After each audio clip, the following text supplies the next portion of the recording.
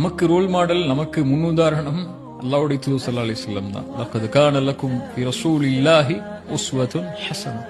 அல்லாஹ்வுடைய தூதரிடத்தில், ஃபீ ரசூலில்லாஹி, அல்லாஹ்வுடைய தூதரிடத்தில் உங்களுக்கு அழகிய முன்மாதிரி இருக்கு. எல்லாம், அவங்க மேல கீழே ஆடை, அவங்களுடைய முகம், அவங்களுடைய தோற்றம், அவங்களுடைய உணவு, அவங்களுடைய பழக்க வழக்கம், அவங்களுடைய வாழ்வு முறை எல்லாம் உங்களுக்கு உஸ்வத்துன் ஹஸனா. அல்லாஹ்வுடைய தூதரையும் அல்லாஹ்வையும் நேசிக்கக்கூடிய ஒரு மனிதன் அல்லாஹ்வுடைய தூதரை தான் முன்மாதிரியா எடுத்துப்பான். நீங்க இன்னைக்கு சோசியல் மீடியா இன்ஃப்ளூயன்சர்ஸ் அல்லது ஆக்டர்ஸ் அல்லது நீங்க சொல்லக்கூடியவங்க எல்லாம் அதுவெல்லாம் போலியான பிம்பம் இல்லையா? அவங்க வாழ்வு முறை வேற, அவங்க உங்களுக்கு முன்னாடி காட்டுறது வேற, அவங்க வெளியே இருக்கிறது வேற, உள்ள இருக்கிறது வேற.